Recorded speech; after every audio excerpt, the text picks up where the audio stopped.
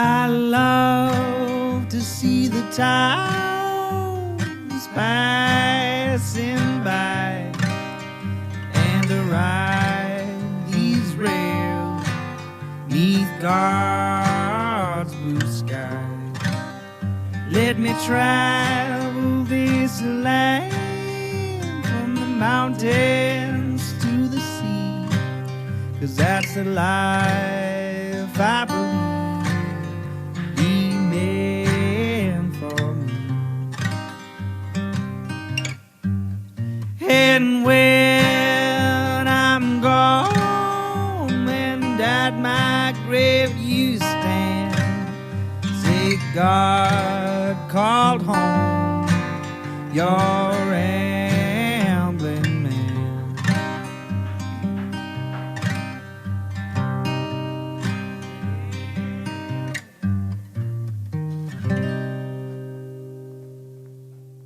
Welcome to Ramblin' Man Podcast, episode number 175. This episode's with Chris Weathers, and we talk about web design and how he's gotten into being an actor in the theater. But we also ramble as we do. It's a really fun talk. I've known Chris for quite a long time. Great dude. If you'd like to learn more about him, go to his website, ChristopherWeathers.com. Exactly how it sounds.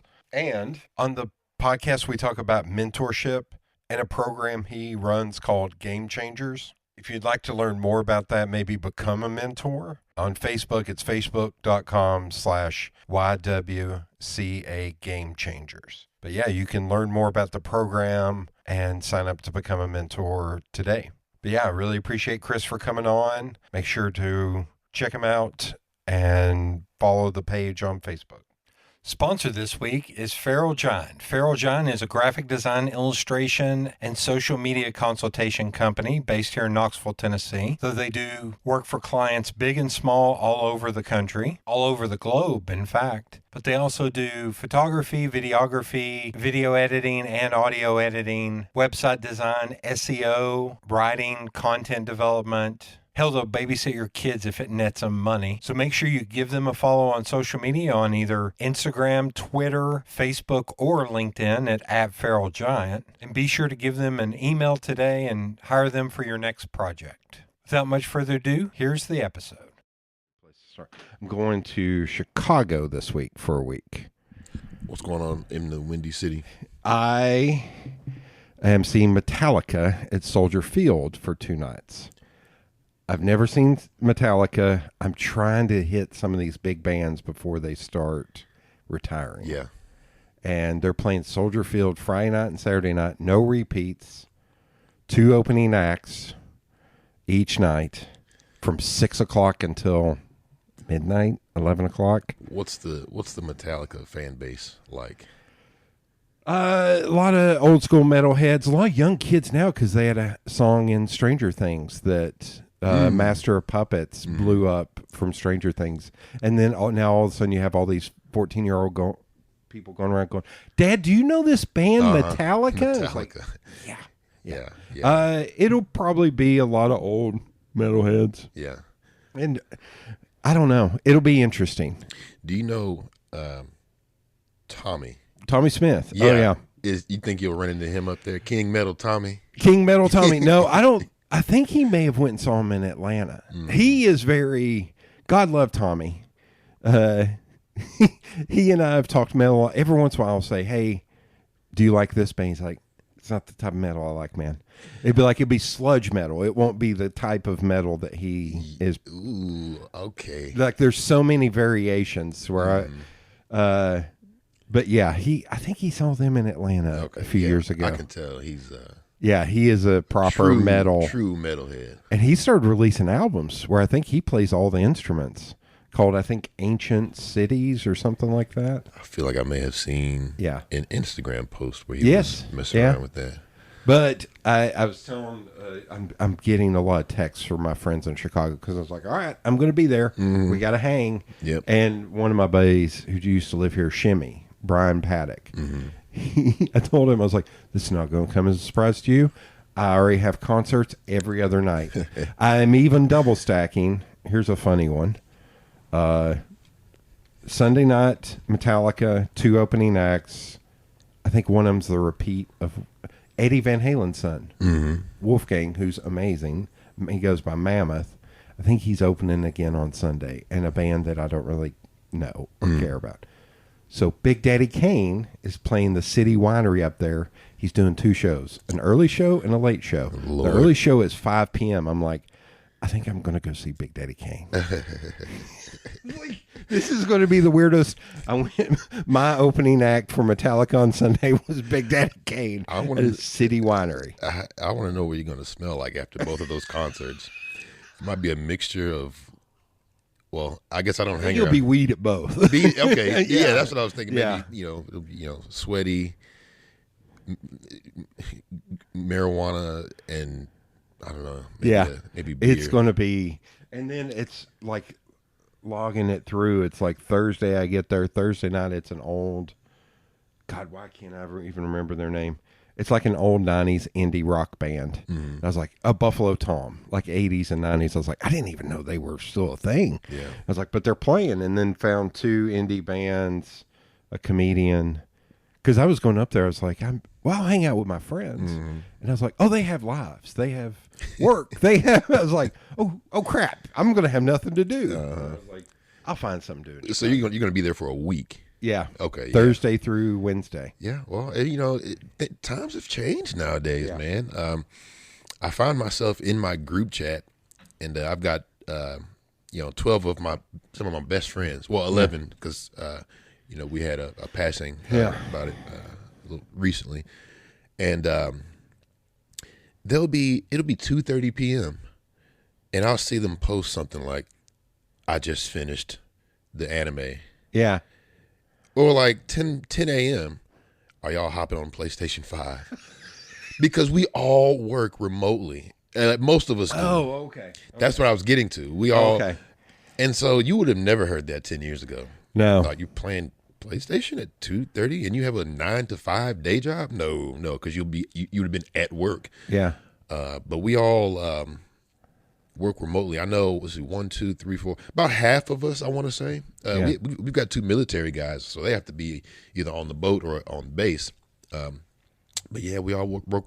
So you might be able to go up to Chicago and schedule, just get you an itinerary set up. And one of the guys, he's like, we can either do drinks before Metallicon, because he's going to Metallicon Shimmy. He's going to Metallicon Friday. He's like, we can do drinks beforehand, or we can do breakfast or brunch on Saturday or Sunday. It's like, let's do breakfast or brunch. Like alcohol, I've gotten to an age, I don't even really like drinking because it doesn't affect me. I have drank, here's a fun fact, I've drank an entire bottle of Jack Daniels and still been completely sober. Wow. So it's a waste. Yeah. For me, a lot of times I was like, I don't want to spend $18 on a cocktail. Yeah. I'd rather just get a Coke. Just get a Coke, get an Arnold Palmer, a water. Something else. Yeah, hydrate, because it's going to be hot as hell. Yeah, yeah. Oh, yeah, be careful. Yeah. Don't I will. fall out. So you saying that about jumping on, this is in the last month, I've thought, I kind of miss the days when I was younger when somebody, it was calling back then. We didn't have text, but it would be like 2 o'clock on a Saturday. It was like, hey, you won't go get a beer? And that 2 o'clock would lead to closing down a bar at 3 a.m. Yeah. I kind of miss those days a little bit. Yeah. A little bit. Just a little bit. I just saw, because I'm a Prez Pub guy. I like going to Scott West little establishments, and I just saw that it was in some maybe it was a magazine or just an online article. Yeah. But, USA Today. Yeah. It was voted like one of the best bars in the region. Yeah. Out of like 50 bars in the United States. Yeah. I was like, oh my goodness. that place? Yeah. Now I've had some 2 o'clock to 1 a.m. days there. I used to live above it. Yeah. And so, yeah, Saturdays I'd go play basketball from 11 to like 2. And then I'd come home, I'd shower, and I'm like, I'm thirsty. Well, I'm trying to rehydrate with a diuretic, beer and all the. Gosh, yeah. I do not miss those days. I'm not gonna. I've had so many of those days. I can just think of one, and yeah, I'm out. I remember one. I had a guy I went to college with that he was probably, how old was he? He he wasn't quite 10 years older than me, but this was his second chance at college when he came back to college. And we went and bar hopped on the Strip on a Saturday, starting at 11 a.m. at O'Charlie's, because that's when they opened the bar. Yep. There were 20 of us standing around waiting to order our first beer the minute 11 o'clock hit. Oh my and we gosh. ordered the biggest Bud Light, whatever, Miller 32 Light, ounce. whatever, Yeah. whatever it was, for probably $3 or Yeah. something. And we started there, and when we got done, it was like 6 o'clock. And you started seeing, maybe it's like, man, no, it's 7 or 8. You start seeing the kids coming out, and we were like, all right, we're done. But I was like, we've been going since 11. We just shifted the time. It's like we just did it earlier. Yeah. And it was nuts. The best thing about bar hopping on the Strip is Gus's Good Time Deli. Yeah. That is the magical hangover cure. You go to you bar hop on the Strip, and you end up at Gus's at 1 a.m. and it's the same guys working Oh, there, and you smell it, and you feel it, and it's nostalgic. And every time my buddy, I went to UT with him. His name is James. Every time he comes back into town, let's go to Gus's. It can be 11 a.m. or 11 p.m. We got to go to Gus's and get their Good Time burger and their delicious seasoned fries. See, I never got into that habit because I didn't go to UT. So for me, it was when I was older, and Vic and Bill's used to be over here on Broadway. I've heard of that. And it would always be, I would do all my partying on Saturday and then maybe roll out of bed by noon on Sunday. And around 5, I was like, okay, I can stomach having some food. And I would go to Vic and Bill's and get a Wahlburger, fries, and a Dr. Pepper and bring it back home. And I did that every week for years. Yep. For years. And I was like, and that was like, okay, this food is finally going to bring me back. Is it still? It's not there anymore. No, they, I can't remember why they closed, but now it's Rami's Cafe, which is really good. Well, speaking of Rami's Cafe, did you hear about Pete's? Yeah. Yeah, that's sad. They're closing down after 38 years. Which I thought the son was super involved. I didn't realize. I think his name is Joey or something. Yeah. They were always super nice, but I thought he was like super involved, so I just assumed he would take over. But Well, they stated that he has a desire to like move on to other things. But he was there every single time I went there. The whole family was. yeah, They had some staff that would probably recognize me. There's this sweet woman. I never caught her name, but she was extra nice to me. I have her picture in my head. yeah. But no, they were a mainstay. I used to go there about once a week. Okay. And, yeah, because I've always worked at downtown. Yeah. And Pete's has been there for me. It's been there for a lot of people.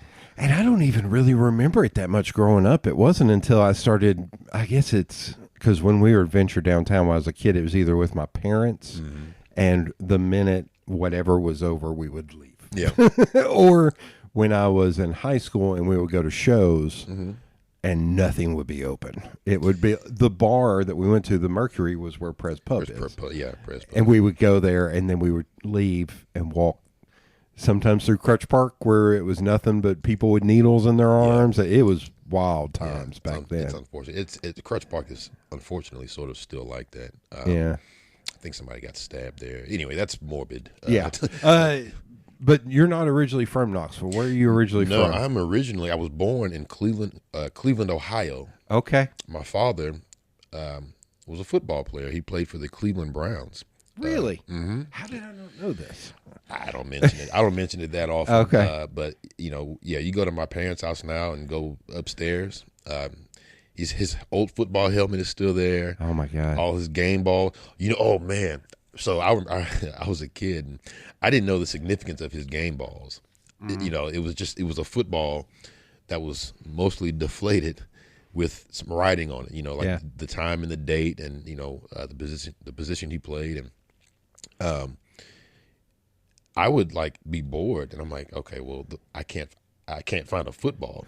So You're the Sandlot. Come to life. dude, I would go and inflate his game balls, and me and my friend would pass them back and forth. my God. Father, he never said anything. Yeah. I don't know if he knew, but yeah, we would.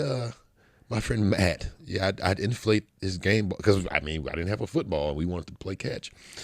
So yeah, you'll still see a bunch of brown stuff up there. And so yeah, so my father's from Memphis, and when I was 12, he got a job in Memphis. So it was good to be close to family. My parents met at Ole Miss, so close. My mother's from northern Mississippi, so we were back home basically when we moved back to Tennessee, and and then I came here to UT. So I've been here 20 years, but yeah, Memphis is home. So have you been back to Cleveland in a while? I go back let me adjust the mic here. I try to go back every few years. And that thing maybe need to be tightened. Oh, yeah. There we go. I try to go back every couple of years, and I've been thinking about going back in October. One of my best friends, pretty much my longest tenured friend, Mike, his grandmother passed, and his grandmother was like his mother, raised him and everything. She was the ultimate grandmother. She was the sweetest lady on planet Earth. And I went back to see her a few years ago when I went back up to Cleveland. This was like right after the pandemic ended. And I had just gotten out of a breakup. And I was like, I got to go see my homeboys. Yeah. So, yeah, I try to go back. It's changed a lot. Like I started going in 2009 for this design conference called Weapons of Mass Creation Festival. Mm-hmm. And it's weird. Every year it got a little bit bigger, more businesses starting up and stuff. And by the time I went back 2022, November of 2022. Where is this? I'm curious if it's at the IX Center. No, Weapons was very small. Okay. On the front, it was actually on Detroit Avenue in like an auditorium called Berlinger, something like it had a weird name like that. Okay. And then they expanded to there was an art square like just up the street on Detroit where there were a couple businesses, and there was like an old rock venue that they turned into, and then they were in the Playhouse downtown for the last few years. Gotcha. And I was up there by myself, so I just started exploring. Yeah. And now I've got friends up there. And I went up to see my friend in November 2022 and got to explore even more. And it's crazy how much it's changed just in that time. Yeah, I would move back if it weren't for the cold. Because usually when I go back, I will visit old areas, where I grew up. Lou Groza Park, my old church, which I believe they've demolished because they expanded the Browns training facility. Oh, God. Okay. And, one fun thing about leaving church on a Sunday was sometimes seeing the players That's out amazing. there. Yeah. We look over the fence, and so I go to my old areas. My old neighborhood is beautiful. Yeah. They've expanded it. It's just, I remember walking around that park. There's a park right by my house where this public pool was, and I almost couldn't recognize it. They had just built up so much of the landscape, and there's like an extra building there, and there's a lake out there that's you can walk along it. Huh. It's just so nice, and it made me think, man, I right now, if you see somebody walking down the street where I live, it's because they have to walk. I would love to move to an area where if you see someone walking down the street, it's because they want to walk. It's a choice. So yeah, it's beautiful. I went along the on Lake Erie, the area out there, and it just felt refreshing. You might like this. The last time I went up there, I stayed at an Airbnb that was 2 or 3 houses down from the Christmas Story house. Oh, nice. And the day I got there, literally as I'm turning past the Christmas Story house to go to my Airbnb, the guy's nailing the sign in there for sale. Ooh. And my friend up there, the news cameras, I got out of my car and started putting things together, and then I went to leave, and the news cameras were there, and she was like, you have to go over there and act like you're going to buy it. And she said something like, you're a coal magnate from Tennessee. I was like, no, we don't have coal. And I was like, I'm a moonshine. And I started doing like this, like I had suspenders on. I was like, how y'all doing up here? I run moonshine in Tennessee, and I'm going to buy the Christmas Story. I wonder, like, it was hilarious. when was this? November of 2022. Because it was kind of mild and a little damp when I was up there, but the last day it started snowing. So I got some cool photos and videos of the Christmas Story house with like snow. Nice. I would have hopped on Zillow. Oh, See what it was going for. so we ended up researching. The dude bought it off of eBay of all places, like 12 years before, for let's say $200,000, because it was just the house. And then he slowly started buying up property around it to where there's a gift shop, there's a museum, there's the Bumpus's house next door. Oh gosh. To where it's a lot now. But I think he was selling it for, I can't remember if it was 4 million or 14 million, but it was a lot. It was a lot. And I was just like, holy, I was like, no. But I was like, yeah, I totally want to get on the news. And if I had moonshine, I would totally be like, yeah. You want to see it? Go to your local liquor store, grab a couple of those, what is it called? Tennessee something? Oh, God. Old Smoky Moonshine. Smoky, yeah. There you go. I'm Old Smoky. I'm Old Smoky Old himself. Smoky himself. I hadn't thought about that. I'm Old Smoky himself. They wouldn't know what to do. They Oh, my wouldn't. God. They wouldn't. And now Memphis is an odd town. Oh Lord, here we go.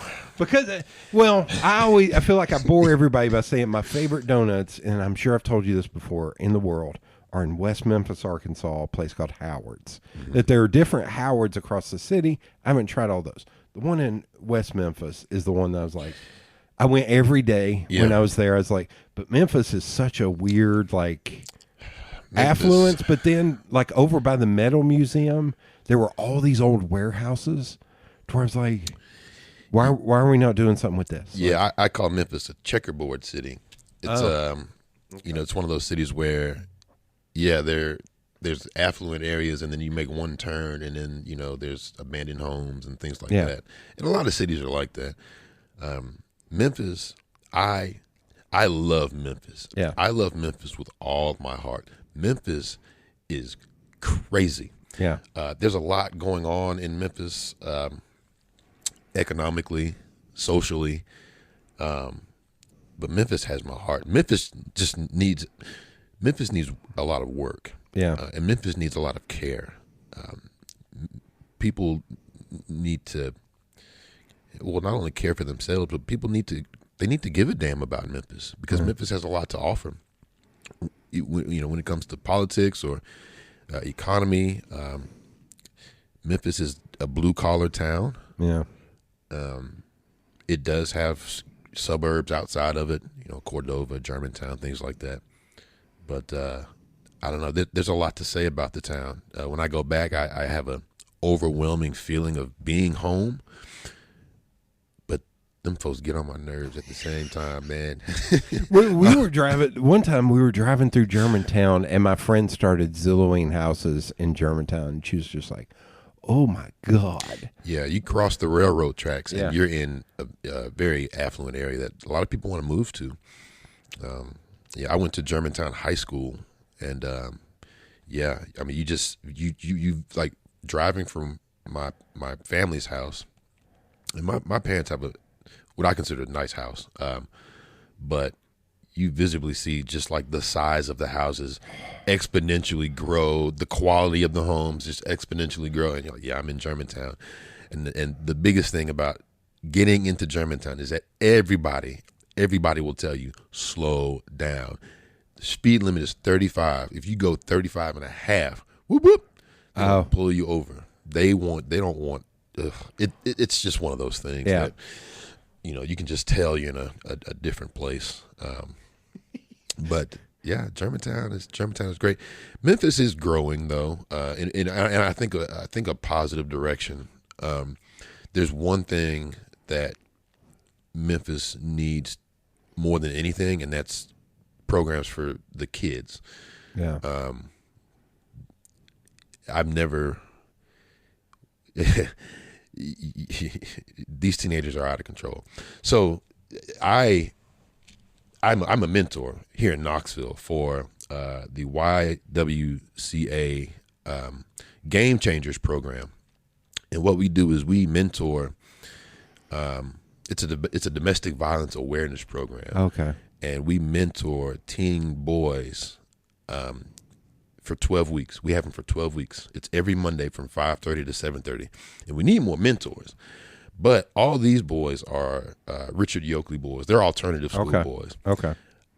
We need 20 different game changers in Memphis. We need more here. Yeah. And I'd like to expand to Memphis because we have got to reach these young kids. Yeah. They are out of control.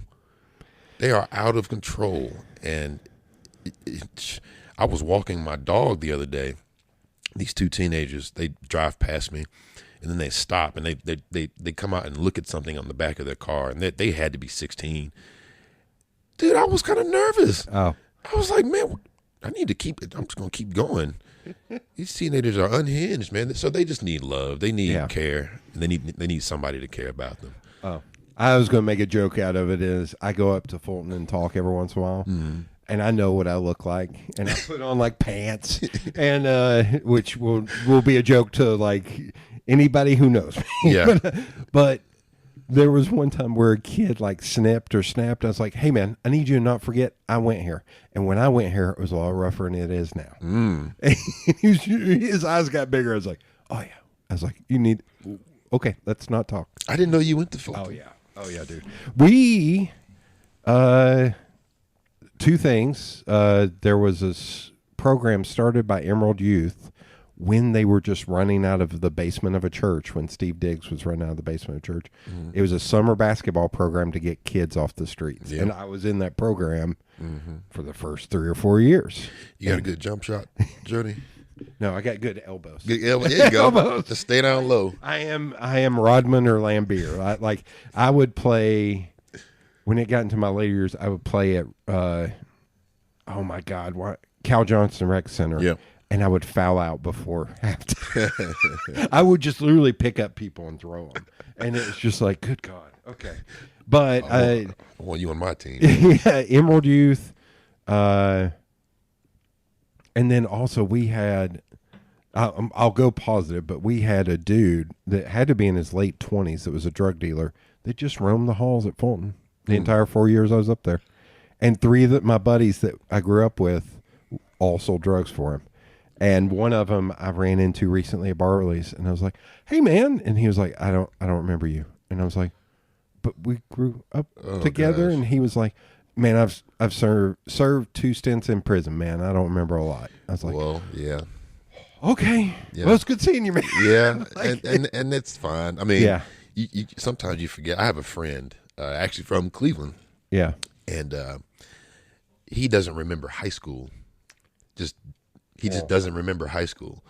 Doesn't remember much of middle school. I left in middle school, and I thought that was strange. And then he kind of explained, like, he didn't go to prison or anything, but he was just involved in things that affect your memory. I'll put it that way. And going back, like, it's to what you were saying. Like, I can't tell you how many kids I knew that they were in very bad situations at home. Mm-hmm. And they needed to get the hell out of those situations at home. And some of them, it drove them to get the hell out of there. And some of them, they just cyclical. Like, yeah. Oh, it's a cycle. So anybody helping to stop that or help in any way, shape, or form.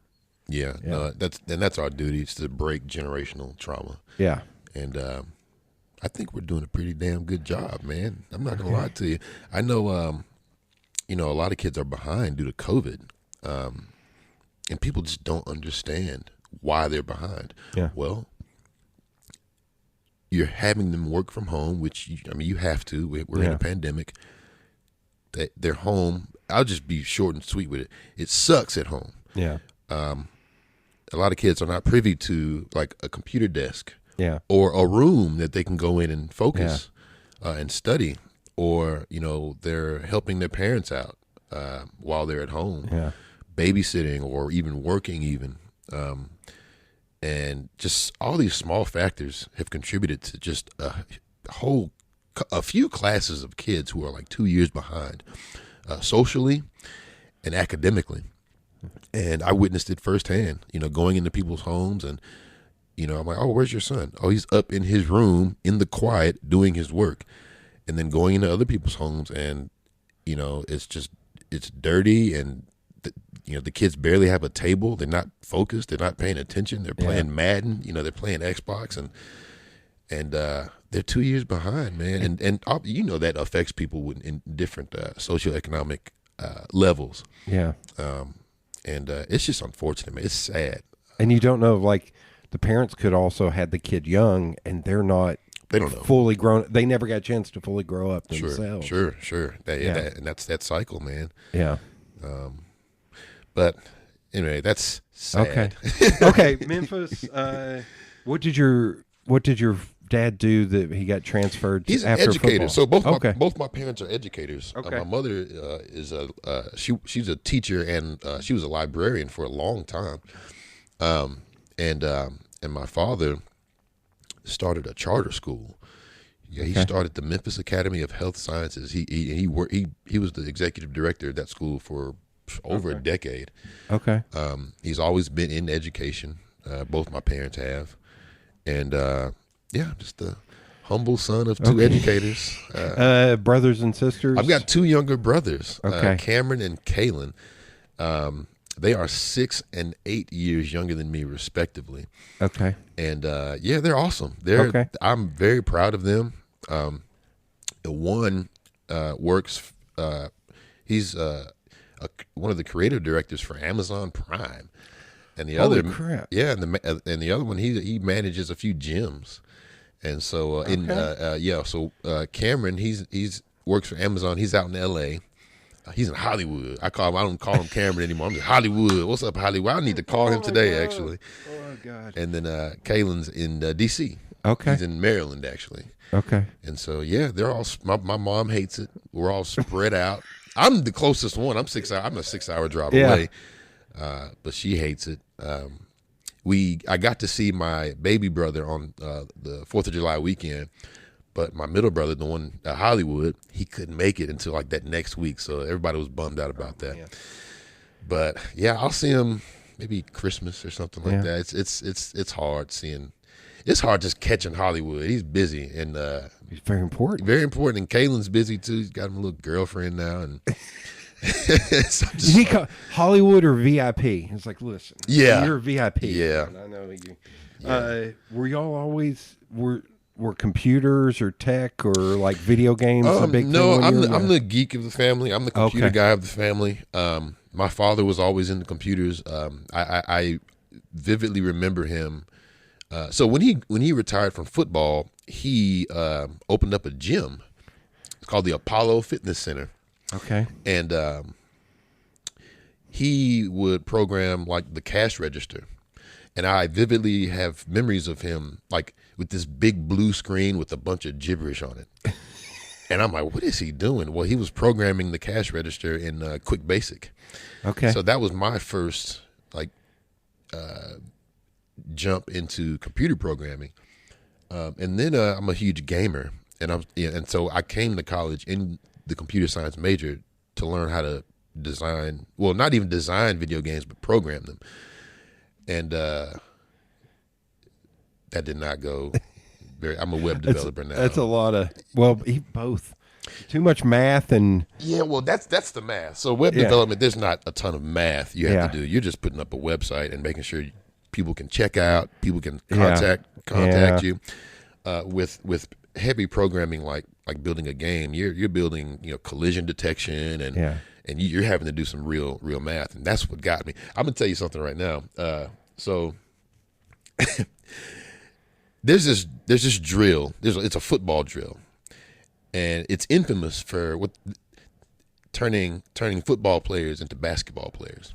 I do not know the name of this drill, but you lie on your back. You probably know. Yeah. Okay, yeah. Is this Oklahoma? This may be Oklahoma. Yeah. Okay. Well, it's you and another guy. Yeah. You lie on your back, and then you stand up as fast as you can, and you run into that other guy. Yeah. And they're doing the same thing. Yeah. That looks like madness. I didn't play football. So that drill, metaphorically, was Calculus 2 for me. When I got to Calculus 2, I feel like I was. I feel like you. I feel like I feel like you hit me. You sitting here and like blindsided me. I had a teacher I couldn't understand. I couldn't even understand Calculus 2 in general. It takes a lot of work, and that was the drill that turned me into a software engineer, into a web designer. Yeah, it hit me like a ton of bricks. It was my first true challenge, and I just wasn't doing well in it. High school or college? College. Oh, okay. Yeah. This was sophomore year at UT. First, I barely got through Calculus 1. Yeah. And then I hit Calculus 2, and I was like, this ain't for me. I'm done, man. What made you choose UT? Scholarship. Oh, okay. Yeah, and it was in-state. Okay. And it was just far away enough from my family. Yeah. 6 hours. I love my family. I love them to death. We're great. I'm sure my mom is going to call me at some point today, or I might have to call her. But 6 hours away is a good amount of time. Yeah. I was like, I can go across the state and have in-state tuition and a scholarship. Yeah, let's do that. It's funny talking to people not from here, especially people from overseas, where they're like, "Oh, I know Tennessee, Nashville." I was like, "No, Yep. no." And I told somebody the other day who I had on the podcast who's from Northeast. She was like, "Well, I was in Nashville." I was like, "No." I was like, "The one thing everybody else can agree on is we all hate Nashville." I was like, Memphis, Chattanooga, Knoxville can't agree on much. We don't like Nashville. Why don't we know? Why is that? I think it's ingrained because they were highfalutin for so long that's everybody's default is Nashville. Oh, Nashville. I was like, no, Tennessee is California on its side. Yep. Like L.A. and San Francisco are two totally different things. Yeah. And Memphis and Knoxville is like night and day. Yeah. It's really different. Like even like Knoxville and Chattanooga are like LA and San Diego. Like it is very like distinct, different personalities, or all three of those, and everything else in the middle, except for the Tri-Cities. The Tri-Cities are pretty good. There's a lot of places in the middle. Even I am like, I do not want to be here at nighttime. Oh no! I have heard so many stories and been in so many places where I'm like, I am very uncomfortable, and I am not a small man. And not to bring it, I am also a white dude in around other white people. And I'm like, no. Yeah. No. I ain't scared of him. Look, and I'll tell you this: one of my best friends, Harrison Young. I don't know if you know him. Yeah. He has made a vow to eat in every county in Tennessee. Yeah. I knocked out 6 of them with him some months back. We went to Northeast Tennessee. So we went to Jeff City. Oh, yeah. We went to like Greene County and some other really neat places. And I'm not a small man either. I'll tell you that right now. Y'all don't scare me. And we went, of course, people are looking. Not gawking, but just like, that's rare around here. I'm pretty sure people thought we were like a couple or something like that, Harrison and I, but it was a ton of fun and people were super nice. Tri-Cities That is area, good. yeah. There are some places between Nashville and Memphis that I stopped to get barbecue or gas, and I was just, I'm not scared, but I'm like, I might have to fight my way out here. Like, oh, for sure. I think it's more of that. Like, I was like, you may come at me. I'm going to take a few of you with me. Yeah. I understand. I mean, just the shape of this state. I mean, you're just going to have those. I mean, you drive down I-40, get to exit 300. That big old flag, that big Confederate flag, it's been there for years. I will give you a positive. Like for the 5th anniversary of Feral Giant, this is when I was still doing that full time. I was like, I want to go to Howard's Donuts as a celebration. Mm-hmm. So I found a hotel in Memphis, and I was like, but I had to go to Chattanooga first to meet up with somebody. Okay. So I drove across the north of Georgia, Alabama, and Mississippi. First time I'd ever been in Alabama, first time I'd ever been in Mississippi. And that highway is amazing. I was like, I don't ever want to drive 40 to Memphis anymore. I actually want to go down. Take that extra hour and just go down. Yeah. Because there's no traffic. Mm-hmm. It's very pretty. Like it's like driving. Wait, is it 81 maybe? It's not an interstate. It's a highway. Yeah. Oh, okay. Yeah. I thought it was yeah. Maybe so. I feel like I've accidentally done that before and enjoyed myself.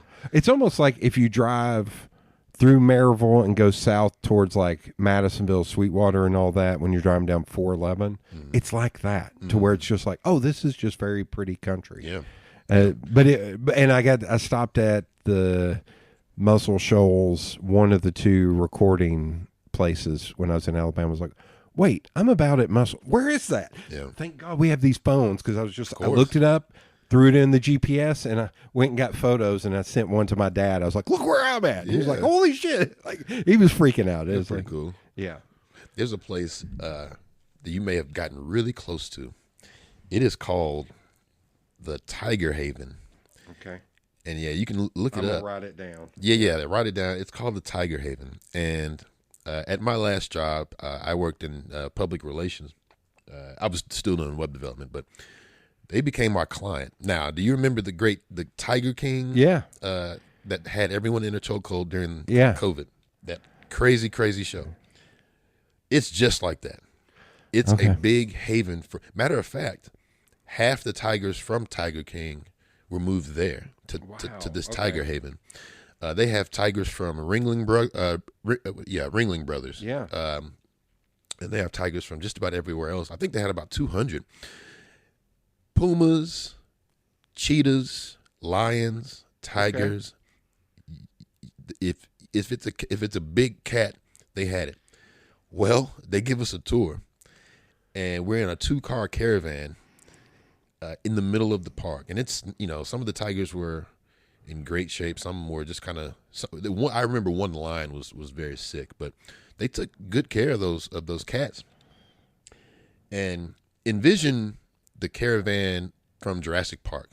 It was kind of like that. Spared no expense.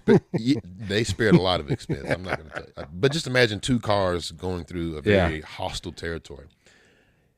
And I'm looking, and I see a couple of gates open, and I'm getting a little nervous. The car breaks down. The car breaks down. The car I'm in. Let me tell you what happened before that. I had a coworker. I'm not going to mention their name. She let down all the windows. Oh God, no. I don't know how or why. The car was wired weird. Like one person could let all the windows down. Yeah. So she let my window down. I'm like, oh hell no. I'm like, roll this mug back up. So I go to try to roll my window up, and there's no button. I start looking for a roller. I'm like, man, what is wrong with this car? So that happened, and that obviously upset me. Then the car breaks down. We all have to get out of the car and go into the car behind us. Oh God, no. And here's the thing. These are cats, right? These are not stupid dogs who make noise. No, this 500-pound thing is quieter than a mouse and can kill me. So they stalk. They're, I'm like, I'm not getting out this car. So, well, we got to get out the car. The radiator is smoking. It's just, I'm like, man, this is a joke. So we get out the car, and we all pile into the car behind us. And I'm fuming at this point. And so my manager, he's like, you all right, man? I'm like, no, I'm not okay. I want to get the heck out of here. But anyway, you could have passed that, because I know it's like I want to say it's southwest of here, and it's only like 45 minutes away. Oh my God. Yeah. No. Yeah. Anyway, Nope. I'm good. Yeah. No. Yeah. So yeah, listeners, if you didn't know that we have a whole Tiger Haven 40 minutes from Knoxville, Tennessee. God. And it looks exactly what you think it looks like. These sweet ladies run it. Yeah. They've got like 4 or 5 employees, maybe. No signal. It's just. Oof, it was this time I went. I also found out recently that in the Bass Pro Shop in the old Pyramid.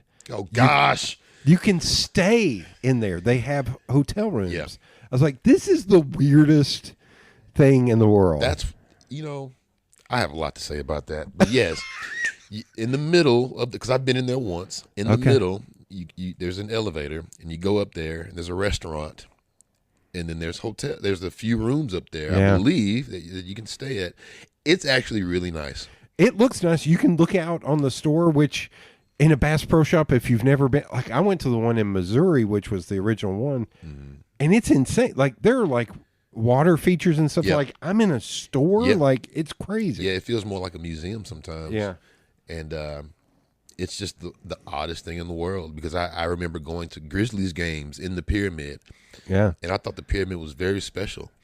And they slapped a big 100-foot Bass Pro Shop logo sign on the Pyramid. That was every once in a while something to be served up on TikTok where somebody's driving through and they didn't know that happened. Yep. And they're like, what the hell is this? Yep. It's always the best. Yep. And they stop and they go in and it's just like, this is insane. What is happening? Yeah. Nobody knows. Even Memphians do not know. I still have not been in there. So when I went that time, it was August 2021. So they still had COVID restrictions where I couldn't sit in Howard's Donuts and eat my donuts. And they were doing construction on the park that's along the river on the other side, on the Memphis side. And so I was like, I just want to eat my donuts. Yeah. So I saw the Bass Pro and I sat in the parking lot, found under shade, and just sat there and ate my donuts. Oh my gosh. Sweating because it was just so Burning. hot. It is Yeah, August. August in Memphis. I'm not a smart man. Like I can make stuff look pretty. I am not a smart man. Yeah. So you go UT. The math is insane. So what is your degree in? Is it in Sociology? Sociology. Okay. So you completely shifted. Yeah. Well, I moved on to English, and then I switched to like philosophy for like a semester, and then I went to my academic advisor because I was about to do another victory lap. Yeah. And I was like, I got to get the heck out of here. And she was like, all right, well, let me make a plan for you so you can get out of here. And she was like, what do you think about sociology? I was like, I don't care if it was zoology. Just sign me up so I can get out of here. So, and then I started work immediately at an e-commerce site called Half Off Depot. Oh yeah, I remember Half Off Depot, yeah. And I worked there for 6 years, and man, I've been a web developer for I guess 15, 16 years at this point, and I like it. It's fun. Have you delved into like any software development or UI UX? No, the only software development I've really done, I mean, UI UX kind of comes with it. Was I wrote a very terrible mobile app back in about 10, 11 years ago.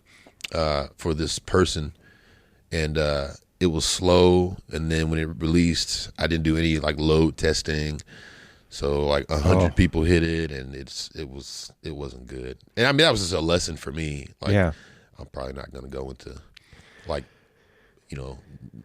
writing native apps for the iPhone or anything like that. There was how can I get away with saying this? There was a large company that I worked for. Mm-hmm. That they hired somebody for, let's say, $40,000 to develop an app for them. Mm-hmm. The minute the app launched, they held a party celebrating the app launch. And then the app company was like, cool, we're done. Did no updates, did no nothing. I was like, you just got screwed for $40,000. Because I was like, there's always going to be problems. Yeah. I was like, updates? You can't update this when the OS? It was just like, y'all are idiots. Y'all did not research this. Yeah. A lot of people want to save money. And one project I did for a web development firm that I worked for was how much will this cost? Okay. And it was basically just a prompt. You answer like 20 questions. What type of site are you gonna want? Do you want it to be mobile compatible? Are you going to have a form on it? Basic questions that compose a website. And the more features you added, you got an estimate, at the bottom of the screen. And I think more people need that. I've had people ask me to build apps for $200. Yeah. and I've had people with more realistic expectations. But it's you have to be talented or you'll have a terrible product, and you always will get what you pay for. Yeah, always. It's we live in the day and age of social media, and I can't tell you how many times somebody will post up in a group, "Hey, I'm looking for a logo designed," and one of my friends will tag me. Bless their hearts, I love it. I was like, that person is probably going to be like, "You want to charge me how much to design it?" It's like they're like, "I'll give you like $20." It's like, oh God, go with God. I'm not your man. Yeah. Like, and there are people. God, I am going to go negative for a second, but I'm not going to name names. There are people I know that I've just referred to as bottom feeders. I'm like, let them have them. I was like, Sure. because they're going to charge them. They're going to do an awful job. Yep. And it's not in my world. Yeah. Like, I don't have to think about it. Just refer them. I mean, Yeah. that's the least you can do, and it saves you time. It saves Yeah. you. I've got somebody in my DMs right now asking me to help finding them a it's like they need to know, and no shade to this person, but it's like, I need a website design. They need to understand WordPress, Shopify, and I think they said, I think I got about $200 for this. I'm That's nuts. and I'm just like, I don't know anybody. Like, Yeah, I'll be honest with you. A lot of people don't know what they want either. Yeah. In the design world or Yeah. in the development world, and the issue is, see, I've become a very honest person. yeah, I couldn't find the words there, but I'm a very honest person. If you need, just let me know what you need, and let's sit down over a beer and knock it out Yeah. in like an hour. yeah, Because we can go to Wix, we can go to Squarespace. Yeah. You don't need all this. You don't need Word. You don't need all this, and you can build this. You can build this and manage it yourself. yeah, I'm kind of getting frustrated talking about it. I just got through with a project where I'm like, dude, you have no money, and we just need to use something like Wix or Squarespace. You can build your own website. yeah, Don't be afraid. You can just drag and drop the stuff. Now, it might not look exactly how you want it to, but it will be a website and it will exist. And you've only spent, you'll spend $10 a month on hosting, and you've saved yourself tons of money.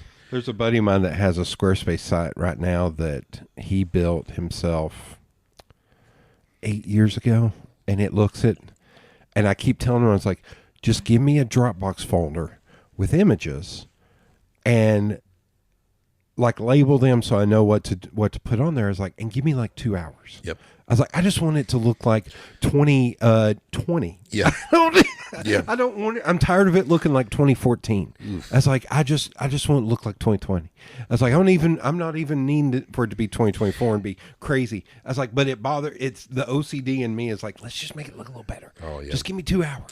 Yeah. 2 hours in a laptop, and that's all I need. Yeah, it's sometimes awful being in certain industries, and I'm sort of glad I didn't get into video game design because I love to game, and it would have just taken the magic out of it. I know when you see a poor design, whether it's print, digital, it irks you. When I see a bad website or when I experience a terrible website, I have to fix it. Yeah. Give me the login. Who's doing this? And yeah, I judge companies by their website. I if you're a photographer or a design firm, heck, even my barber has a website. I'm judgy McJudgy face. Pulling up Feral Giant. Feral Giant is just based on a theme. I was like, I don't want to spend a lot of time on this. Right. I just need to make it look simple and clean and classy. That's all it. I care about. That's all you need. But there is one of the bottom feeders. I love calling them that because they're assholes. They've been dicks to me, and I'm just like, I don't feel bad. Yeah. They did one for a nonprofit here in town, and I pulled it up, and it was broken to all hell. Ooh. And I was like, of course. Yep. Because you're farming out to somebody on Fiverr who's doing it for nothing. Yeah. And that's what you get. Yeah. That's irritating, and it's actually a problem. Yeah. Outsourcing is a big deal, and I love the gig economy. I'm a huge fan. But I've worked I worked for a contractor earlier this year, and they handed me the most awful website on planet Earth. Now, it worked on the front end. It looked like a brand new Mustang on the front end, but the engine was next to the wheels and it was spread all over the car, and they had duct tape and Band-Aids, and it was awful. It was a terrible experience, and they wanted results quick. I remember putting in like 20 hours in, a day or two or something like that. They wanted it fixed. It was a big client. It was their biggest client.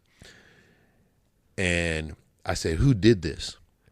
They were like some overseas company that they probably paid like $20 an hour or less to do this work, and it showed. And I've had some contractors admit it. They're like, "Oh man, we're paying them nickels on the dollar compared to you," and stuff like that. And I'm like, "Yeah, that's. I mean, and so many people are doing it. They're outsourcing. Ukrainian developers, Indian developers. Those are the two main places I've seen where they're outsourcing, but they're paying them. Well, and it's this whole AI thing's driving me nuts because I'm not a fan, and I think so many people think it is a cheap way to do something better than you're doing it now, or to get out of pain. But I'm like, but you still need quality. It's still a representation of you. Yep. Like there's a lot of them when it comes to like AI art and stuff. I'm like, but it still is that's you. Your name is on that. Yep. Like, don't do that. I was like, there are plenty of stock websites where you can get free photos. All you got to do is do a link back to the artist, to the photographer. Yeah, I know that's affected your industry huge. It's affected development as well. I don't think as badly as design. I think development is less creative. Oh, because we're under the hood. Yeah. But design, and I've got a lot of friends who are playwrights. Yeah. And so I'm in theater as well. I'm on the board for the Tennessee Stage Company, and they are so anti-AI. It doesn't make sense. It does make sense. Yeah. But yeah, writers and designers, man, I fear for the creative community. Well, and it's the funniest part is there's two guys that I've known forever. They're also designers, and we started chatting about AI one day. I was like, it has been impossible to clip out hair in Photoshop since Photoshop 1. Let AI figure that out. Like something that's actually useful. I don't need to do generative feel to where it like builds a scene bigger than it is. I don't need that. I need you to clip out hair. I was like, there's still not an easy way to clip out hair. I did not know that. Yeah. I was like, let AI figure out that stuff that you actually need. Yeah. And there are some, like there's one friend of mine who's a big geek on like SEO and all that. And he was like, I tried ChatGPT for SEO. He was like, the stuff it spit out was stuff from 6 years ago. I was like, yeah, because it's borrowing from somebody else. It doesn't know the latest algorithm or trend. So there's a lot of stuff like that to where I'm like, but if you're, I'm going to call him a schmuck. If you're just some schmuck and you're like, well, I don't have to pay somebody to do my SEO. I was like, but you're not going to get good. Okay. Look, I'm going to tell you what I think might happen. Yeah. A lot of website owners create blog posts using AI. Yeah. And I'm waiting on the day where Google's algorithm is going to detect an AI generated blog post and penalize you for it. Yeah, probably so. There will be massive penalties. Yeah. As soon as they click the button and change that algorithm to demote your website because you have AI generated content, that is going to bust a lot of people's heads, because I've worked with many websites, especially recently, and they have like 30 blog posts, all of them AI generated. And I'm like, man, that's going to come back to bite you. Well, we need blog posts for SEO. Well, yeah, you do. But what happens when Google decides that they don't like AI anymore, or they don't like your AI? Yeah. You're using not Gemini. Gemini, correct. Yeah, you're not using Gemini. You're using ChatGPT. Or it's AI is not agnostic. There's different language learning models. You'll hear them called LLMs. Yeah, you've got Claude, and you've got Gemini, and you've got ChatGPT, and you've got all these different language learning models that I don't know.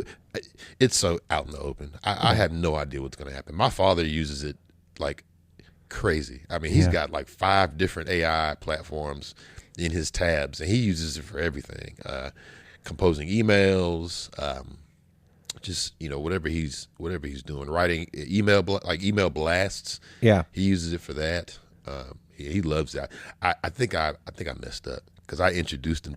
So Google had a thing called Bard. I think that's what Gemini is now. Yeah. And I was at home last year. I said, Dad, check this out. He took my phone and he asked it a question and it answered the question.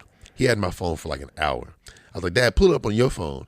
He's like, no, I'm having a conversation, because you can have a conversation with Bard, and he'll ask Bard, like, what are the top 10 things we can do to like help the African American community or something like that, and he'll spit out some really great stuff, and then he'll like argue with it. He'll say like, well, number 6 says we need to, I don't know, like pull ourselves up by our bootstraps, but we don't have any boots, and then the AI will say something back to him like, well, back in 1960, it's mind blowing. It's mind blowing. But he's trying to save the world with AI, and I don't know. That's the name of his autobiography. I'm saving the world with AI. AI. I don't know. I think we're also don't know where we're going. I think there's a lot of shine on that car. Right now, and investors are going nuts. Yeah, and I don't know. It's going to be. I don't want it to be Skynet. I'd rather not do that. No. I don't want the T-1000 chasing me. Okay. I'm going to transition to something else, but I'm going to use a weird segue to get there. I was listening to the podcast the other day, and they said, I want to do a movie that it is about Miles Dyson. And how he was just having and they said he was just having he had a great day at work. They made some headway, and it was just like Miles Dyson's great day. And then he was like, I get to go have dinner with my family. Yep. And then it ends with him getting shot. God. I was like, I kind of want to see that. I think that'd be amazing. Yeah, but we just know the end. I could have sworn they had something on Miles, on the scientist. I can't remember if it was like a YouTube video I saw or what, but we all know the end. It's like the Titanic. Yeah. We know the ending. Yeah. We just want to watch them get there. Well, the other thing, I've got to pitch this. There's friends of mine that have this kind of nerd podcast called After Lunch, where they'll talk about specific topics. I was on once. I pitched an idea and I said, let's do a Sweet 16, a football draft, but for 80s songs. And the whole reason was, I thought INXS's Never Tear Us Apart is the perfect 80s song because of all the elements of it. I was like, but no one would draft it early. I'm thinking football. They would draft it at like 5th round, and it would be the ultimate one. The sleeper. And I was just like, and what's funny is I didn't tell this one before because I didn't want to reveal what it was. But once I got to it, I was like, I got a story about this one. But they talk about James Bond. They're doing a rewatch of all the James Bonds. Ooh, I didn't know there were like 20 of them. Oh, yeah. Yeah. And I said... More than that, 20, like maybe even 30-something. There are a lot more James Bond movies than I originally thought. I say we live in an age where you can make a film, a really good film, for not that much money. And I was saying, why are they putting all this weight on the next James Bond? Why not do smaller films that are interesting? And it all came out of, there was a tweet showing Pierce Brosnan at Wimbledon, and he was dressed to the nine, looks like $1 million. Yeah. And it's like, somebody's like, you need to make a James Bond film right now of him being pulled out of retirement for one last. I was like, oh my God, please do that. Please make that film. And I'm thinking of all this stuff, like, for years they've been saying Idris Elba as Bond. I was like, but they can't, because he's too old now to build a franchise. I was like, make one film. Just make one film. Make one James Bond film, and the villain is Pierce Brosnan. So there was. He's a problematic. He's been canceled now. But this Pierce Brosnan? No. Max Landis is his name. Okay. John Landis' son. He wrote some films. He directed some films. Also very inappropriate and shitty to women. And screw that guy. Yeah. But he was on a podcast one time. He was like, "What if the name 007?" This is before they did it with the last film. Wasn't one person. It got changed. Like when Timothy Dalton passed away, then 007, that moniker went to somebody else, and he pitched a film of The Gathering of the 007s. And in it, he said Pierce Brosnan did the heel turn, and he was the bad guy. I was like, oh, God. But it brought back, like, it was when Sean Connery was still alive. Yeah. And it was like, and Roger Moore was still alive. It's like, bring them all back. Excuse me, have your modern day 007, but almost like the team of 007. I was like, I want to see this movie. Yeah. I want to see. Yeah, I think they could bring back Pierce Sean Connery with. Did you see the movie Gemini Man with with Will Smith? I know when they made him look younger. Yeah, that scared the crap out of me. Yeah. The latest Indiana Jones, they did that to Harrison Ford, and I couldn't tell. It looked really good. That was one of the first times that I thought it looked really. First thing I had seen that looked really, because The Irishman. Somebody pointed out and said, "Yeah, but they still move like 80-year-old men." I was like, "Oh my God!" They do move like. I didn't think about that. Okay, yeah, I don't know. They might be able to bring back Sean Connery, just digitally, I guess. I don't know, maybe just his voice or something. But yeah, why are we? You don't have to have somebody to do the next 6 films. Yeah. Just do one-off interesting films to reinvigorate the character. I would pay money to see a Pierce Brosnan back or an Idris Elba. Idris Elba is perfect. Or like, you don't have to build your franchise. Just do one film. So let's segue into that. Okay. The elephant in the room. So I agree that if the gender or the color of the character's skin or the race of the character, if it's a part of their character, leave it. If there's in any of the James Bond books, do they ever describe what James Bond looks like? And does that have to do with him being a good spy? Like, you know how in the Bible they say, oh, Jesus was, hair of gold or whatever, however they describe Jesus. Like, do they ever say what he looks like? Because I think Will Smith has jumped in for characters. I think iRobot, the guy he was white. But does his whiteness have to do with his character? Well, and with James Bond, it could have been he was white because of the times. Whereas if you're setting him in modern times, doesn't have to be a dude. Right. Doesn't have to be a dude. Doesn't have to be white. Can be, because my argument, the one I actually wanted, I thought was young enough. God, now I'm going to blank on his name. He was the kid from. God. Is he English? He is, but when I say his name, Dev Patel. Dev Patel was in Slumdog Millionaire. Yeah. He was the kid. Oh, yeah. But him, like, now, he could be James Bond. He could. And he's British. Yeah.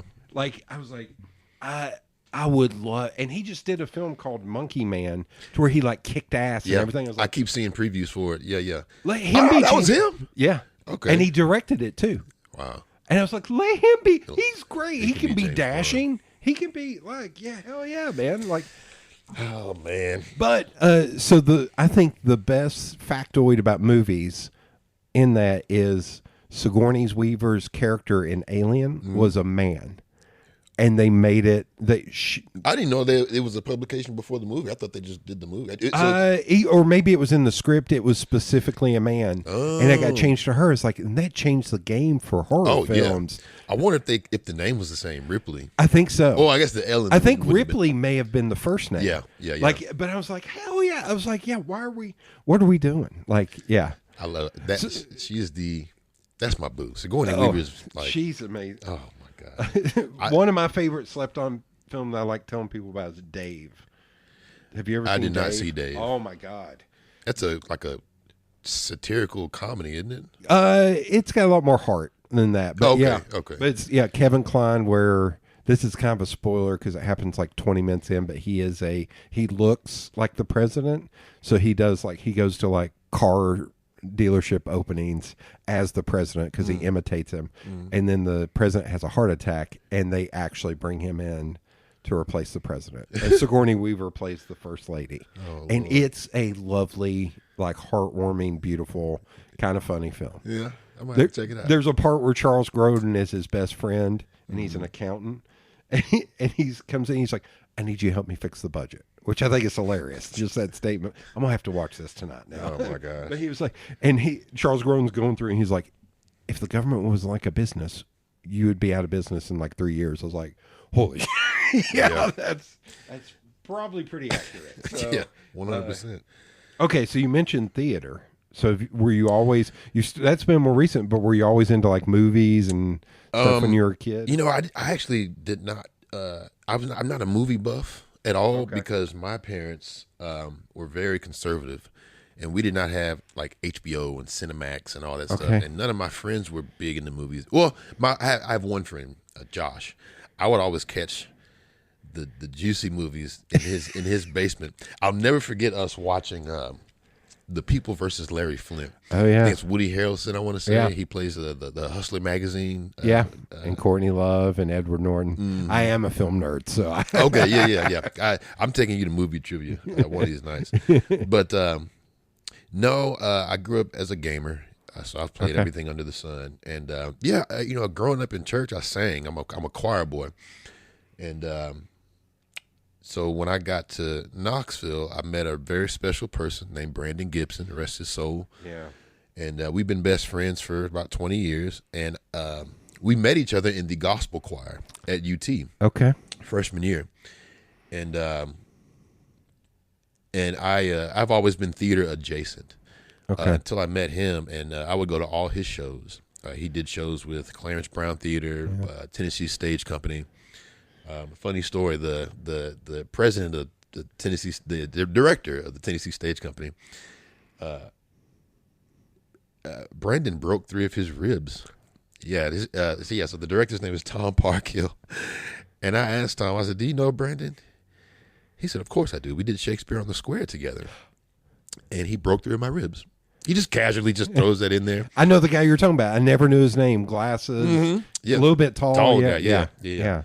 And so, but no, I've been theater adjacent, and I've only been in 3 productions recently. I was in a piece called "A Graveyard in Madrid," and then I dipped my toes into Shakespeare and did Measure for Measure. But my favorite thing that I've done is with Theater Knoxville downtown. We did a production of Night of the Living Dead live. And it was the most fun I have ever had in my life. Hilarious. Yeah, dude. It was so fun. It starts out where the first act is the movie, basically. Yeah. And then they explore in the second act what would happen if they stayed upstairs. What would happen if my character, who's Ben, the only black character, what would happen if he were white? That's the funniest scene in the whole thing, where they bring out my friend Chip Morris. And he's basically me, but he's just the whitest character on planet Earth. And Ben is obviously African-American, but he's not like stereotypically African-American. I mean, I think he's like an accountant or something like that. Yeah. He's got a nice watch on. You can tell he was like leaving work when the ghouls start popping up. So Ben comes up and he's like, "Hey, gang." And he's just like extra white. And it's the most funniest. Oh, it was so much fun. I like the sheriff and the deputy. Oh yeah. Oh my Chief. God. Yeah. Oh well, yeah. So not only does Chip, so Chip is the sheriff, and so not only does he come out as my character in one scene, but I get to be him as the chief, and I think I shoot him in the head, and you know, he's like, "Go get me some coffee," and I'm like, "I'm the chief." Either way, it's genius written, and that was my crowning achievement. I wanted to be the leading man just once, and I got that opportunity with and it was random too. I was going to Disney trivia with a friend that was in town, and I run into Julia Dietz and Shelby Fry. They're Julia she was our stage manager, and Shelby Fry was our co-director. And Julie said she was sitting outside of Zool. She was like, Chris Weathers. And I go, "Hey." And I kind of didn't really know her that well at the time, so it took me a minute to figure out who it was. And they were like, "We need you because you cannot have a white Ben. This character has to be black." Yeah. And that kind of goes back into what we were saying earlier. I do think his blackness, because he's the Ben in the movie Night of the Yeah. Living Dead was like the first black main character in a non like stereotypical movie. Like it wasn't a movie about like slavery or a movie Yeah. about like civil rights or something. It was like a horror flick. First black main character ever. My mother loves that movie. She talks about that movie. She has talked about that movie my whole life. So when I got the opportunity to play Ben, she was very excited. I felt, because I had already seen it, because it's free on YouTube. It's in the public domain, and yeah, and you know, I think that's it. I think I'm done.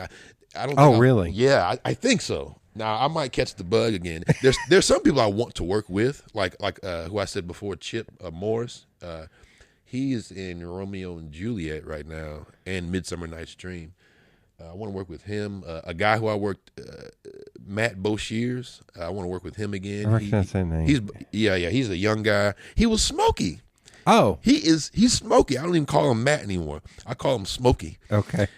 He was Smokey for like years, like in the costume. Like That's insane. yeah, Okay. yeah. They call it mascotting. Like he's in that community. I think he told me he tried out to be Benny the Bull. Yes. Benny the Bull pulls in some serious dough, man. Yeah. From the Chicago Bulls Yeah. mascot. But I want to work with those two guys again, just because they were just such a pleasure to work with. Lots of other people I worked with were awesome. Like I would do that show again. Okay. If somebody called me and said we're doing a production of Night of the Living Dead, I'd do it again. Yeah. But it has to have the funny take. It's got to on have the it. funny take. Yeah, no. Yeah. Yeah. Can't actually play this for serious. No. But yeah, I've got a friend. He actually won. He's a young man who won the Brandon Gibson theater scholarship for UT. Yeah. His name is Loren Seagrave, and I want to work with him. So if the opportunity presents itself for me to work with some really cool people, I'd do it again.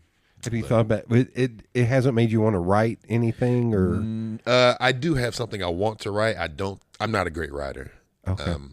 And, well, just get your dad to run it through ChatGPT. I can't. I can't. Don't do that. Yeah, no. If my friend Harrison found out that, because my friend he runs what's called the New Play Festival, Okay. and it's where local playwrights submit their plays, and the program is designed to improve the quality of the play, basically, Okay. and get it to production. If he found out I used AI and submitted a play to him, he would disown me. he would hurt me, man. No more going to counties and eating or doing anything. No, nope. Uh, Oh, his tag is called the Tennis Eaton. The Tennis Eaton. Okay. Just That's great. spell that however you want, but yeah, you can find him on Instagram. What do you think you learned anything during that time? What were some big takeaways you learned From Night of the Living Dead. or from acting? Was there anything that's like Yeah. that will stick with me for the rest of my life? Other than good times, like Yeah, small things I learned. So I did a play called A Graveyard in Madrid. It was directed by Caitlin Corbett, yeah, and she's ultra talented. And she gave me show notes, and my show notes were things like you see how I'm turning my head and speaking away from the mic. That would be something that she would implant into my head to be cognizant of. So there's a lot of small things, like never turn your back to the stage. yeah, And I have a low voice, so I have to project more. Things like that Yeah. she really taught me that, if I stay, if I do anything in like the entertainment business, whether it's theater or acting or things like that, I'm aware of now. yeah. So yeah, I think she's, her and Tom have just vastly improved. I've become a really good public speaker. Okay. Just speaking with people, I think, and just conveying the correct message, projecting your voice, all just small stuff. I've learned a lot, man. Okay. I can't even count all the things that I've learned. But I do know one thing: it's hard. Oh yeah. It's hard up there on that stage, man. Oh, my God. Like it makes you appreciate. You know, I got back into wrestling, not me physically wrestling, Yeah. but I started to appreciate wrestling again. Yeah. I mean, it's one take, Yeah. high level choreography. They got to get it right in front of a billion people, and so and I think wrestling, wrestling entertainment and theater are adjacent. Yeah. You know, I don't think you can. I don't think you can appreciate theater and not appreciate, Yeah. things like wrestling. Yeah. It's every night. You can't mess up. That's one thing I did learn. My most important lesson in Night of the Living Dead was learning how to improvise. Yeah. If you miss your cue line, then you have to just keep going. You can't just wait for them to, let's say your cue line is, he picked up the gun. And then that's your cue line to say, there was no bullets in it. This is just a suggestion. If your co-actor does not say he picked up the gun, you can't just freeze and wait for them to say their line, which is your cue line. So you have to learn how to improvise on the go. And you have to be good. Your co-actors have to learn how to pick up on that. We had to do it a number of times for Night of the Living Dead. One night, and botching lines is the worst feeling because your chest immediately gets hot. The light immediately starts burning into your retinas. Your feet immediately get sweaty, and it's just not a great feeling. Yeah. But you have to make the audience, you can't let the audience know that happened. Yeah. And that happened a number of times where the improvisation from my super talented co-actors was on point. One of us would drop a line, and then I remember Matt specifically, Matt Boshears. He picked up a botch. He didn't botch it, but I think I botched the line, and he saved the whole scene. I think he made something up and then went into his line. Now, since there are lines that weren't being said, there's a chance it could be nonsensical. Yeah. Because the line that I botched or somebody else botched had a very key element in it. So either way, treading the boards is an experience I'll never forget. I might do it again, man. Does it make you want to see more live theater? Oh yeah. I went and saw. I've been to a number of productions within the past few months.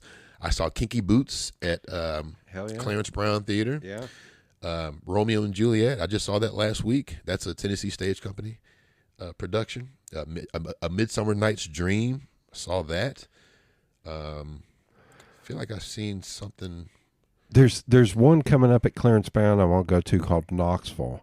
I think it's based on A Death in the Family, James Agee's Death in the Family. I really want to see that. I had my former boss drove all the way down to Florida to see a special production of Knoxville. Really? Yeah. Okay. I think they may have been friends with the theater director or something like that, or one of their friends was in it maybe. But they said it was amazing, and I looked at pictures, and it looks. You said Clarence Brown is doing it? Yeah. Oh, I got to go see and that. it's September. So I have a folder in my Dropbox that has the date and it because it's me in concerts. Mm-hmm. So it's listing all these concerts and stuff I want to go to, and then there's September 4th through the 22nd, Knoxville to Clarence Brown.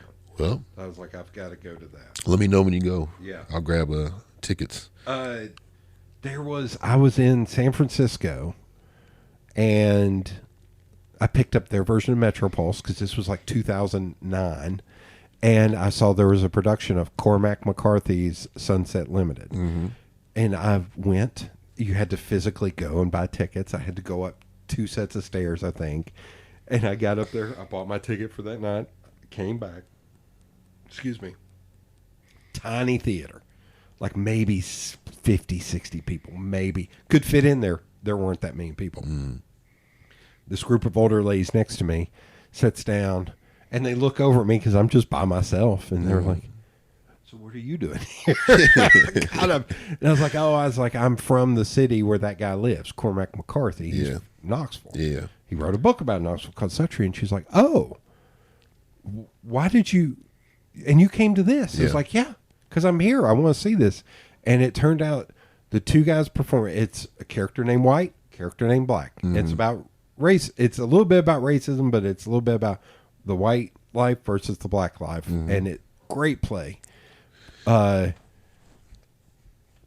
guy who played the black character was Danny Glover's like understudy when he did theater. Nice. And so he was in Escape from Alcatraz. I was like, holy crap, I'm seeing like this historic dude who's been around doing this forever.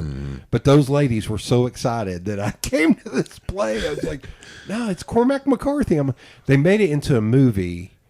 Tommy Lee Jones directed it with Tommy Lee Jones and Samuel L. Jackson. It was on HBO, but it wasn't the same. Yeah. Seeing it live was a completely different thing.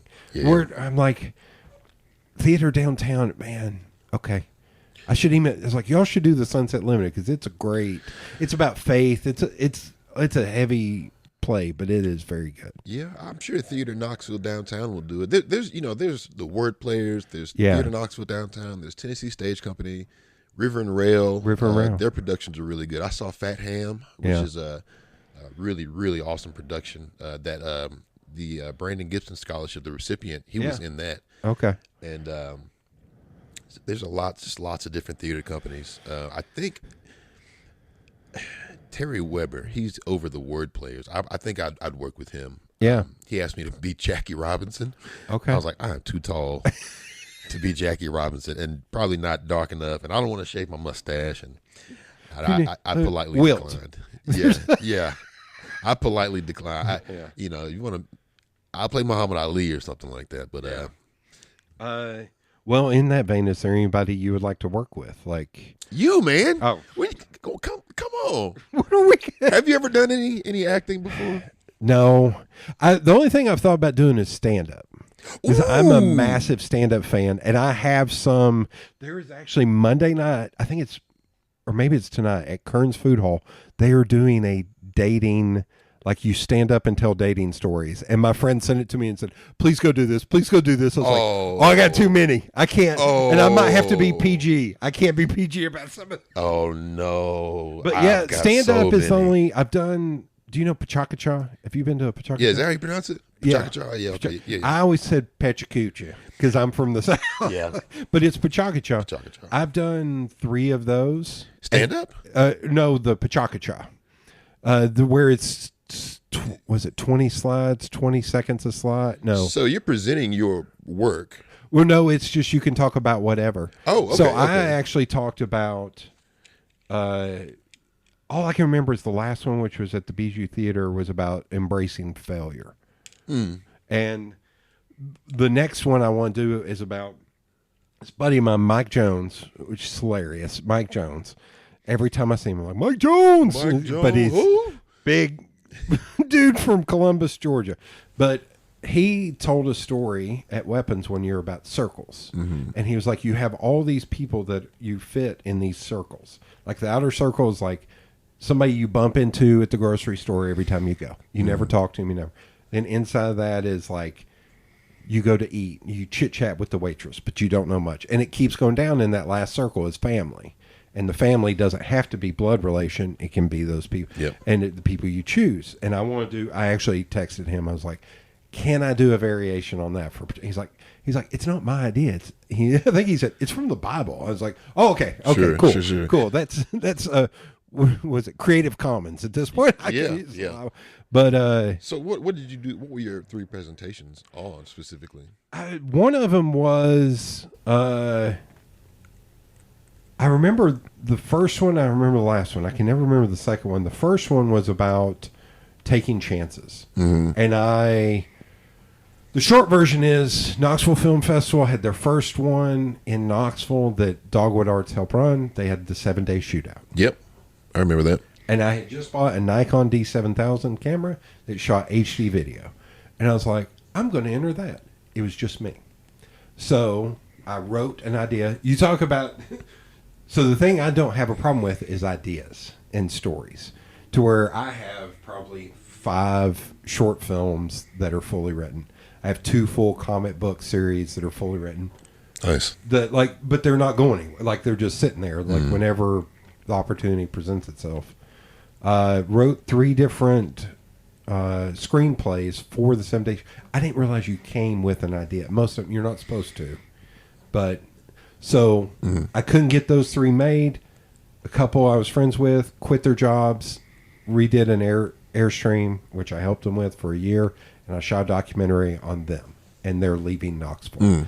And that short film I did won 2 awards at the film festival. Nice. So, but I felt like an outsider. Nobody talked to me. It was super awkward, super weird. Like, because they were all people who worked for like Jupiter Entertainment, River. They all knew one another. Yeah, JTV. And Yeah, all that they stuff. all knew one another, and I did not fit in. So that was my first speech of like, hey, I came from poverty, went to Fulton. I've had a gun in my face on 3 different occasions. Pretty rough. Yeah. And then, but I made it, and then I did this thing that for no reason other than I wanted to do it. And that was my first talk about like, take a chance. Don't be scared. Like, do the creative thing you want to do. Yeah. And that was it was just about that. And then the last one was Embracing failure. embracing failure. It's like, I don't want to have 100 wins. I would rather have 99 losses and 1 win that I learned from all those losses. Yeah. It was talking about that. Yeah. Yeah, I'm about to sign up, man. Yeah. If you ever want to do one, it's a lot of fun, but it's funny because in order to do those, and I'm also going to talk about somebody who's wildly problematic, I would sit with my little headphones and listen to Kanye's Power over and over again to get hyped up to be able to go up there and talk, because I don't like talking in front of people. Really? No, I hate it. I love talking to I hate it. Man, I just needed to. Yeah. But I learned through comedy, make them laugh. Have Yeah. something funny, have something self-deprecating, so it's not you just sitting there going murmur, murmur, Yeah. murmur, murmur, murmur Yeah. for six minutes, however long it is. Okay, yeah, and take notes. Obviously, Yeah. that's a lot of people that speak in public do not. I'm sorry, not take notes, but have notes. Yeah. have a plan. And run and rerun. Rerun. Like I would just sit there and watch my slides and hit next and just rerun what I was saying to where I was like, I don't need the notes are a safety net. I know what I need to say Yeah. and be able to improvise. Yep. I learned Yeah. like, I think I would be better now because I've done this for so long to where now I can talk to a wall. So, My but father- stand up. My father was a minister, Okay. so and I actually was not like I loved his sermons. Yeah. And he was, that's how I learned how to speak, in front of people. Just he uses his hands, he's engaged, he's funny. That's Yeah. another thing, making them laugh, and I just copy him. Yeah. In the rare times I need to speak in front of a lot of people, I copy him. That's where I got that from. Yeah, I think. See, I thought Pachaka Cha was people showcasing their like new business or their work. I didn't know it was people giving like TED Talks and stuff Yep. like that. That's all it is. Interesting. And you can sign up.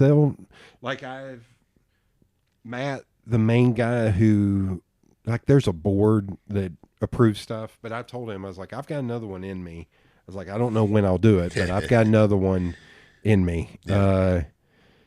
It's a lot of fun. Yeah. It's a lot of fun. Yeah. If you do another film, let me know. I'll help. Oh my God. So there was somebody I was close with that we're no longer close, but they were trying to be an actor. And over lunch one day, I just told them like 3 ideas for stories that I have fully mapped out. And they were just like, why are we not doing this? I was like, because I don't have money and Yeah. my camera is kind of old. I was like, if I do it, I want to do it right. I don't want to do a crappy job. And she was like, we got to figure out how to do this. I was like, oh, okay. Oh my gosh. Do you know what you'd like to do in the next 10 years? Yeah, I'd like to be a small business owner. I want to start a landscaping business. Okay. I would like to start a food truck. Okay. I am in the process of building a web development firm. Okay. So I'm going to stay in tech, and I'd still like to act. I think I have a goal. Okay. I want to be a TV dad. Okay. I want to be a TV dad because I think it'd be funny. I think I'd do great, and I don't know if I'll ever like have my own children. And getting up there, man. Yeah. Getting up there, Yeah, dude. same.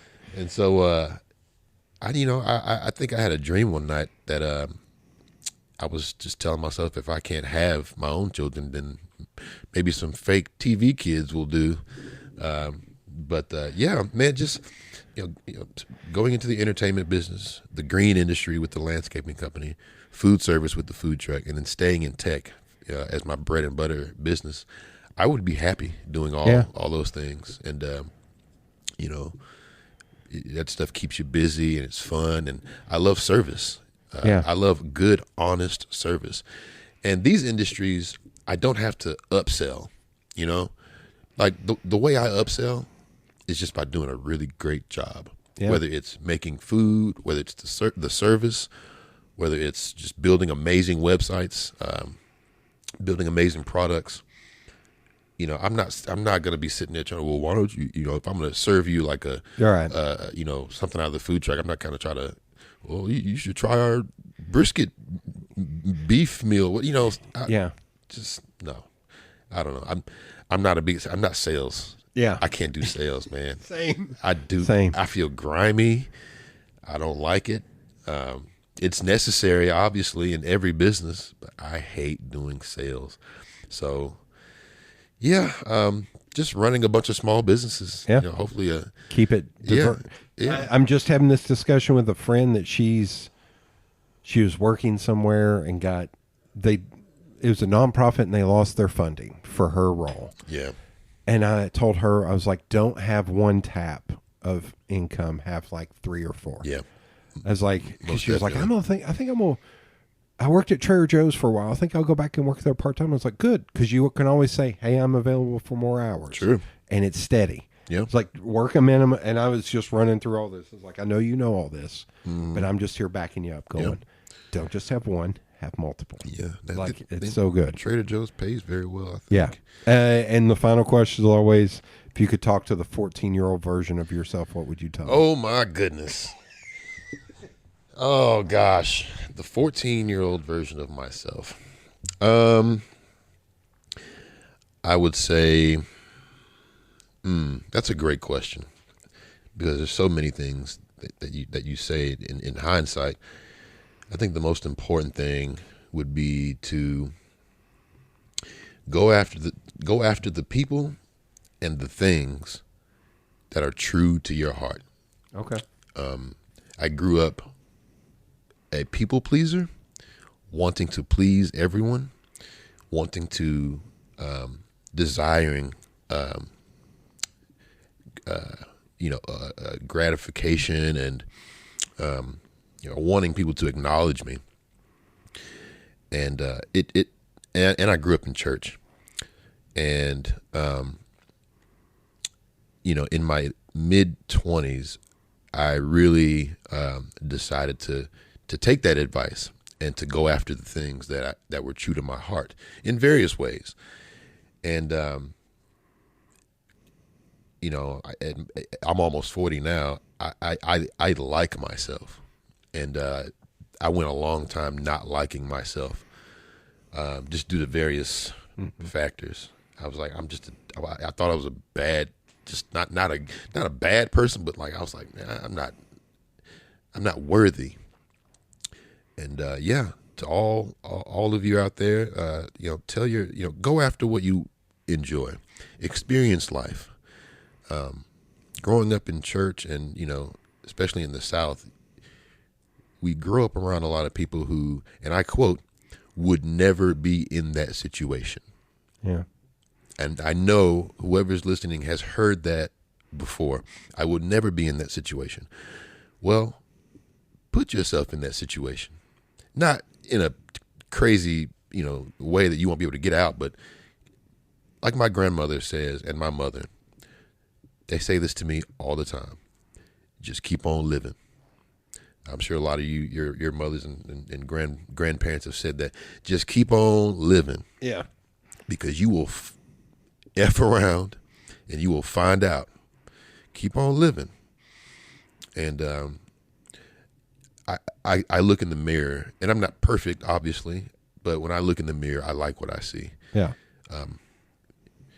I like who I've become, and I know I can become a better person because I went after exactly what was true to my heart. Yeah, so that's pretty much it, man. All right. Well, thank you for being on. Hey, thanks for having me. And what's our time on that one? We're at 1:38. Oh, look nice. at that. Didn't even feel like it. Didn't even feel like it. All right, I'm going to go across the street and harass your neighbor and our mutual friend, George Parks. If you hear this, I'm on my way over there right now. I'm leaving all this in. That's great. All right.